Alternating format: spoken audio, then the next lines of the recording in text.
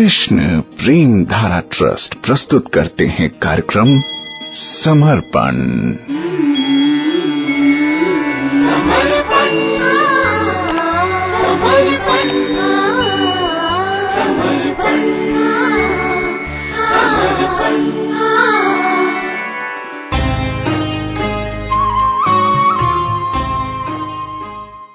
कार्यक्रम समर्पण में आपके साथ हूं मैं प्रेम धारा। नमस्कार, कैसे हैं आप?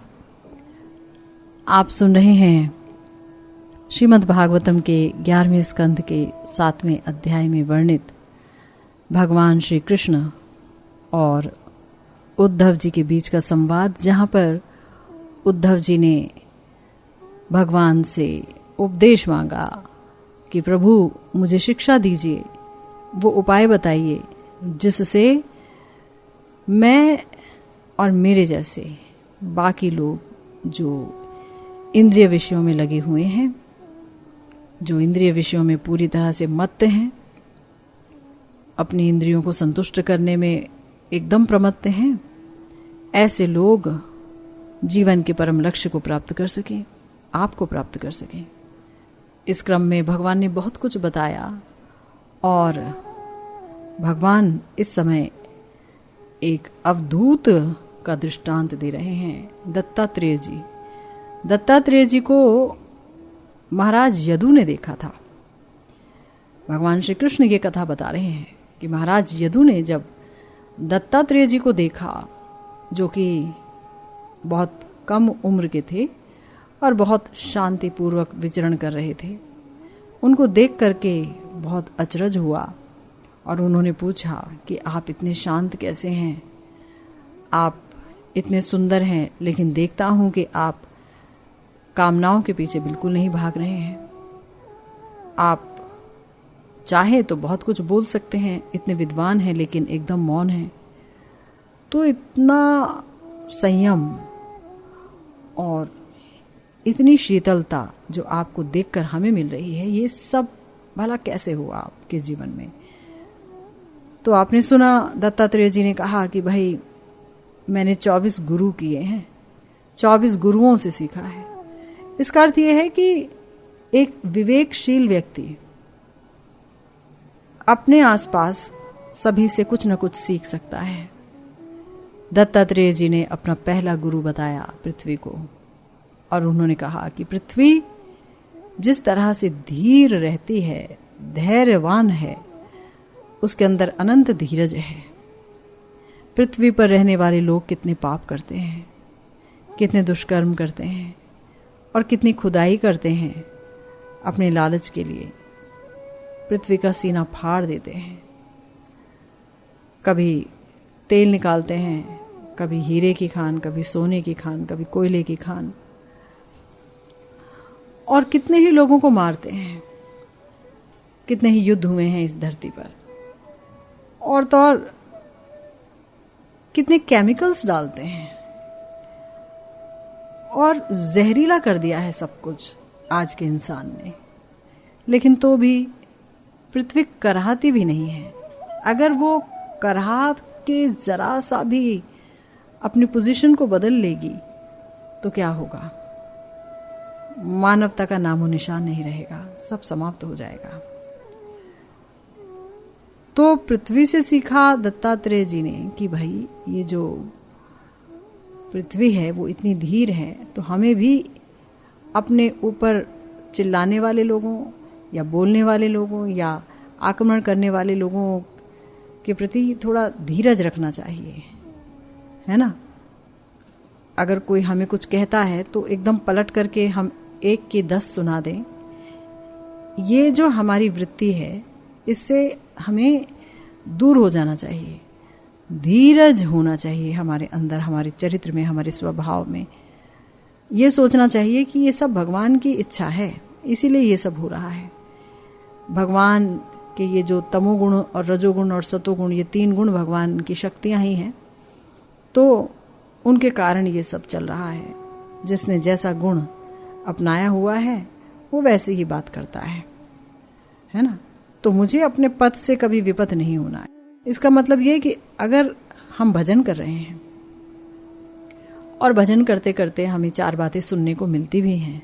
घर वाले बोलते हैं, बाहर वाले बोलते हैं, हर जगह पर कोई ना कोई ताना हमें मिलता है, व्यंग्य सुनने को मिलता है। देखिए, बड़ी अजीब सी बात है, अगर कोई इंसान भजन करता है तो उसे बहुत कुछ सुनने को मिलता है, लेकिन अगर कोई इंसान महा बेकार व्यवहार करता है, अजीब से कपड़े पहनता है, अजीब सा खाना होता है, अजीब सा संग है उसका, तो लोग उसे ज्यादा कुछ नहीं कहते, यही कहते हैं अच्छा है, मॉडर्न है, कमा रहा है और खा रहा है, किसी का क्या बिगाड़ रहा है। लेकिन भजन में सब कहते हैं। तो वहां धैर्य बरतना होगा ताकि हम अपने पथ से विपथ ना हो जाएं, हम कभी अपने पथ से अलग ना चले जाएं। तो पृथ्वी से ये सीखा जा सकता है, हम सभी सीख सकते हैं। और अब आगे 38वें श्लोक में दत्तात्रेय जी कह रहे हैं, शश्वत परार्थ सर्वेह परार्थ एकांत संभव साधु शिक्षेत भूभृत्तो नग शिष्य परात्मताम। यानी संत व्यक्ति को पर्वत से सीखना चाहिए कि वो अपने सारे प्रयास दूसरों की सेवा में लगाए और अन्यों के कल्याण को अपने जीवन का एकमात्र लक्ष्य बनाए। इसी तरह वृक्ष का शिष्य बनकर उसे स्वयं को अन्यों को समर्पित करना सीखना चाहिए। तो यहां अपने 2 गुरुओं की बात बता रहे हैं, 2 और गुरु, है ना। कोई सोच नहीं सकता हालांकि व्यक्ति ही कि कोई पर्वत से भी सीख सकता है। हम तो हिल स्टेशंस जाया करते हैं ना भाई, गर्मियां बिताने, तो वहां पर तो हर तरह का मनोरंजन करके आ जाते हैं। पर कभी क्या कोई पर्वत से भी सीख ले सकता है? ले सकता है जो व्यक्ति बहुत विवेकी हो, दत्तात्रेय जी की तरह। दत्तात्रेय जी ने पर्वत से भी सीख ली।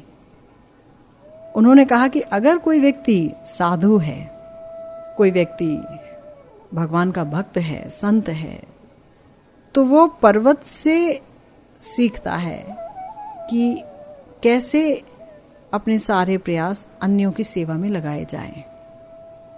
भगवान श्री कृष्ण ने कई जगह कहा है कि मेरे भक्त मुझसे भी बड़े हैं।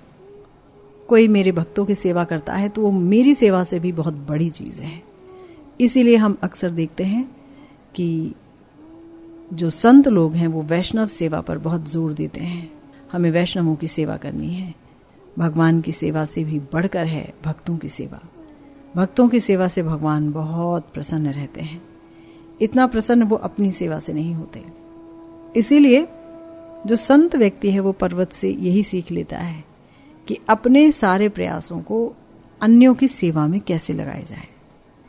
देखिए, पहली बात, जो विशाल पर्वत होते हैं तो वो बहुत हरे भरे होते हैं आमतौर पर। उनमें बहुत मिट्टी रहती है, बड़ी उपजाऊ मिट्टी, और उसमें असंख्य प्रकार का जीवन पलता है, जैसे वृक्ष, घास, पक्षी, पशु, ये सब पलते हैं। फिर झरने और नदी, इनके रूप में पर्वत बहुत मात्रा में स्वच्छ जल भी प्रदान करते हैं, है ना। पर्वतों से ही तो झरने निकलते हैं और नदियां भी। अगर हम गंगा जी को देखें या यमुना जी को देखें तो गंगोत्री और यमुनोत्री से उनका प्रादुर्भाव हुआ है, वहीं से वो प्रकट हुई हैं, पर्वतों से प्रकट हुई हैं, और फिर मैदानी इलाके में आकर उनका क्या स्वरूप हो जाता है ना। लेकिन शुरुआत वहीं से होती है। तो पूरी मानवता को जल दे रहे हैं ये पर्वत, और सबको जीवन देते हैं, क्योंकि जल है तो जीवन है, हम जानते ही हैं। और ये तो आम पर्वतों की बात है, लेकिन एक ऐसे पर्वत भी हैं, गिरिराज जी, गोवर्धन जी, जिनकी हम परिक्रमा करने जाते हैं हम सब। उनको तो साक्षात हरिदास वर्य कहा गया है ना। यानी पर्वत अगर अपने समस्त प्रयासों को अन्य की सेवा में लगाते हैं तो हरिदास वर्य यानी भगवान के जो साक्षात दास हैं, उनमें जो सबसे बड़े दास माने गए हैं श्रीमद् भागवतम के अनुसार, वो हैं गिरिराज जी, जिनके शरीर पर श्याम सुंदर अपने सखाओं के साथ खेलते हैं, जिनकी मणिमय गुफाओं में श्याम सुंदर और श्री राधा रानी अनेक अनेक लीलाएं करते हैं। नृत्य होता है, रास होता है। ये जो हरिदास वर्य श्री गिरिराज जी हैं, ये ब्रज की समस्त गाय बछड़ों का पालन करते हैं। बहुत ही सुंदर फल फूल वहां उगते हैं, अनेक झरने होते हैं। भगवान श्री कृष्ण की प्यारी क्रीड़ा स्थली है गिरिराज जी, इसलिए गिरिराज जी हरिदास वर्य कहलाते हैं। तो वो तो भगवान की लीला परिकर हैं, साक्षात श्री कृष्ण से अभिन्न हैं, तो वहां तो माना जा सकता है। लेकिन एक आम पर्वत भी अगर कोई देखे तो यही सोचे कि ये देखो अपना जीवन दूसरों की सेवा में लगाते हैं। ऐसे ही वृक्ष को गुरु बनाया दत्तात्रेय जी ने, वृक्ष से भी सीख ली कि स्वयं को वो अन्यों को समर्पित कर देता है ना। वृक्ष की छाया में लोग बैठते हैं, शीतलता मिलती है, तपती हुई धूप से राहत मिलती है। वृक्ष फल फूल देते हैं, छाया देते हैं, सूखने पर लकड़ी भी दे देते हैं, है ना। लकड़ी देते हैं जिससे कितना फर्नीचर बनता है, कागज बनता है, उस पर ग्रंथ लिखे जाते हैं। वृक्ष का बहुत ही बड़ा रोल है। वो बहुत सहिष्णु होते हैं, टॉलरेंट होते हैं। ऐसा कोई टॉलरेंट होता नहीं है जितना कि वृक्ष होते हैं। कोई उन्हें काट भी दे तो वो ये नहीं कहते हैं कि मैंने आपको बचपन से लेकर अब तक इतनी छाया दी, इतना उपकार किया आपका, और आप मुझे काट रहे हैं। कुछ नहीं कहते। काटते हो तो ठीक है, नहीं तो मेरी छाया में बैठो, मैं शीतलता दूंगा, नहीं तो फल खा लो, जो मेरे फल हैं उसे खा लो, ये मैं तुम्हें दे सकता हूं। तो हमेशा देते ही रहते हैं वृक्ष। कोई काटे या सुखा दे वृक्ष को, पानी ना दे तो पानी तक नहीं मांगते। एकदम अयाचक वृत्ति है इन वृक्षों की। इसीलिए हमारे श्री चैतन्य महाप्रभु ने कहा कि देखो भाई, अगर भगवान का सदा कीर्तन करना है तो उसमें आपको अपने अंदर एक गुण पैदा करना पड़ेगा, और वो है तृणादपि सुनीचे न तरोरिव सहिष्णुना अमानिना मान देन कीर्तनिया सदा हरि। भगवान का कीर्तन अगर निर्बाध करना चाहते हैं कि बीच में कहीं कोई बाधा ना आए, कहीं कोई समस्या ना आए, कहीं कोई रुकावट ना आए, तो उसके लिए यही शर्त है। खुद को तृण से भी नीचा समझ लें। कहना आसान है, करना बहुत मुश्किल है। दूसरों में दोष हम देखते हैं, हमारी आंखें देखती हैं, यही ट्रेनिंग है। लेकिन अगर कोई खुद को तृण से भी अधम मान ले और तरु से भी यानी पेड़ से भी ज्यादा सहिष्णु मान ले, टॉलरेंट मान ले, तो उसका काम हो जाएगा। यानी उसका मन कभी भी बाहर की बातों में नहीं जाएगा, वो हमेशा भगवान के भजन में लगेगा, क्योंकि वो कभी अपराध कर नहीं पाएगा।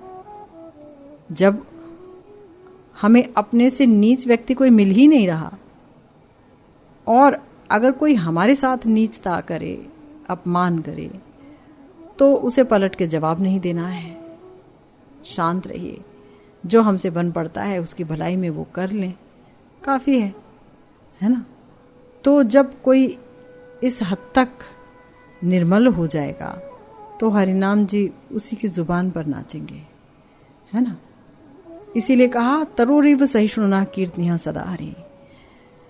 अगर ये कार्य हम नहीं करते, वृक्ष से हम ये नहीं सीखते, तो अंदर अहंकार जागृत होगा, मिथ्या अहंकार, लोगों में दोष बुद्धि होगी, भक्तों के प्रति अपराध होगा, नाम अपराध होने लगेगा, सेवा अपराध होने लगेगा, क्योंकि हमारे मन का अभिनिवेश शरीर में है, अविद्या में है। और इसलिए नाम प्रभु रुष्ट हो जाएंगे, अपराधी पर कभी कृपा नहीं करेंगे। करना चाहते हैं पर कृपा हो नहीं पा रही है। क्यों? क्योंकि बहुत बड़ा अपराध हो गया है ना। लेकिन इन अपराधों से बचा जा सकता है अगर श्री चैतन्य महाप्रभु की इस शिक्षा पर हम गौर करें। उन्होंने कहा है कि तरोरिव सहिष्णुना अमानिना मान देन। दूसरे को मान दीजिए, अपने मान की अपेक्षा मत कीजिए, और खुद को तृण से भी नीच समझिए और तरु से भी ज्यादा सहिष्णु हो जाइए। दूसरों के लिए हम जो कुछ कर सकते हैं, जो हमारे बस में है, उसे कर देना चाहिए। दूसरे को सुख देने के लिए अगर हम कुछ कर पाए, किसी के काम आ पाए, तो संकोच नहीं करना चाहिए, है ना। क्योंकि तरु का यही गुण है, वो योग्यता नहीं देखता किसने मुझसे क्या मांगा। शरीर पर लगा हुआ ये आम है, ये चाहिए, और उसने तोड़ लिया तो कुछ नहीं कहता पेड़। ठीक है, तोड़ लिया, आप पहुंच पाए, आपने तोड़ लिया, बहुत अच्छे। वो योग्यता की बात नहीं करते। इसी तरह से जो व्यक्ति अपने आप को तरु से भी ज्यादा सहिष्णु मान लेंगे, उसी का प्रयास करेंगे, तो वो सदा भगवान का कीर्तन कर सकेंगे। याद रखिए।